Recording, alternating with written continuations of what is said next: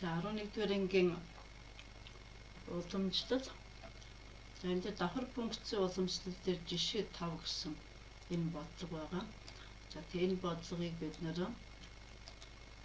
хэрэглээ талаасаа уушны хэлбэрээр бодъё. За энд сургагч дээр яг ингээд хариу энд гарсан байгаа. За энийг бид хэрэглээ талаасаа яаж хэрхэн бодох вэ гэдгийг авч үзье.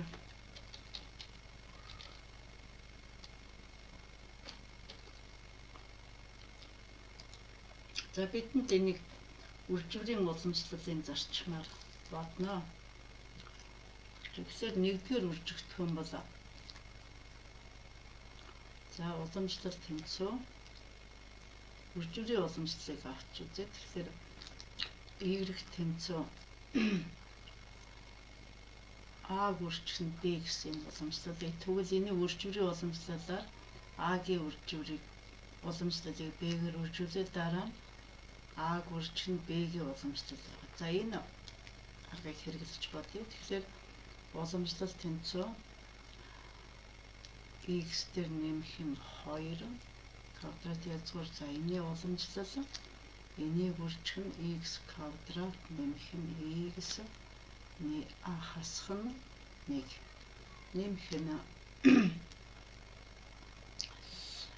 x дээр нэмэх нь 2. За энэ бичигдэл чи юу болчих вэ?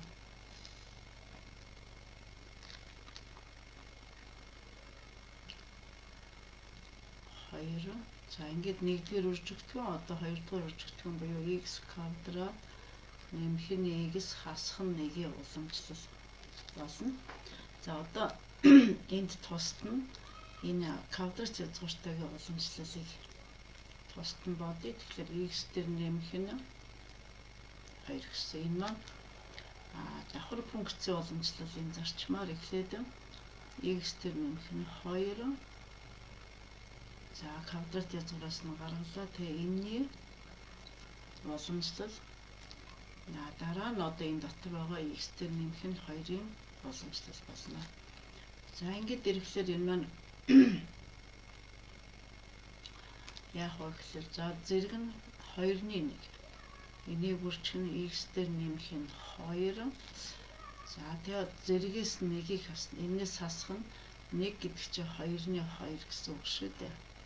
Энийг үржих нь за энэний уламжлалаас ерөөсөө хэд гарах юм? 1 гар. Тэнцүү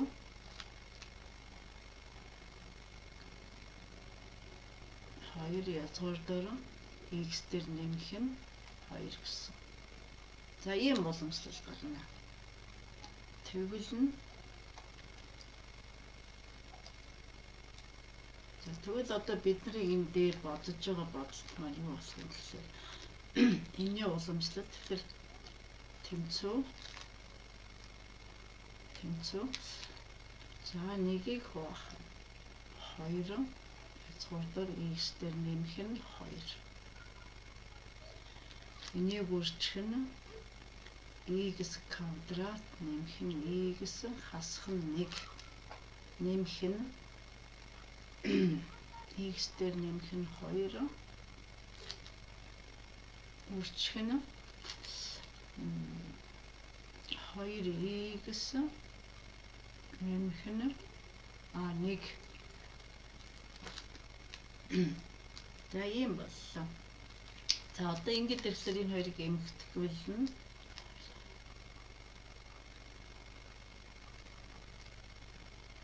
за эхний хоёр үржүүлч нь ийм болно. x квадрат нэмэх нь x хасах нь 1 боллоо. Нэмэх нь одоо хоёрдугаар хэсгийг үржүүлэхдээ бид энэ хоёрдугаар хэсэг бол ингээд 1 гэсэн хуваарьтай. Тэр нэмэх гэж байгаа учраас ижил хуваарьтай болгоно. Тэгвэл энд гүйцэгч үржигдэх нь 2 x дээр нэмэх нь 2 ингэж орж ирнэ.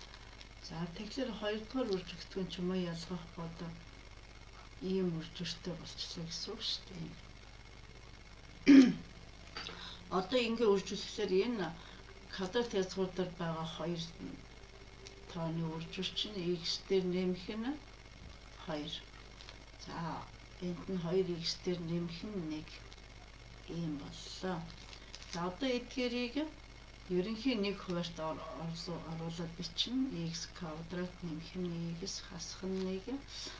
За энийг хаалт задлаад заах уу? Юу ячи? 2x-ийн квадрат нэмэх нь 4x нэмэх нь x нэмэх нь 2. Бүх хүүхдэд ойлгомжтой байхын тулд багш нь дэлгэрэнгүй тайлбар бичье. За x дээр нэмэх нь 2. Тэнцүү. Дахиад задлая. Эмэгтэй x квадрат нэмэх нь x хасах нь 1. Одоо 2x квадратыг 2-оор үржүүлээд нэмэх нь 4x квадрат. За энэ хоёр чинь ингээд 5x болчихно энэ хоёр. Тэгэхээр нэмэх нь 10x нэмэх нь 4. За хуваар нь 2-ыг үржих нь язгуурдар x дээр нэмэх нь 2. Тэнцүү.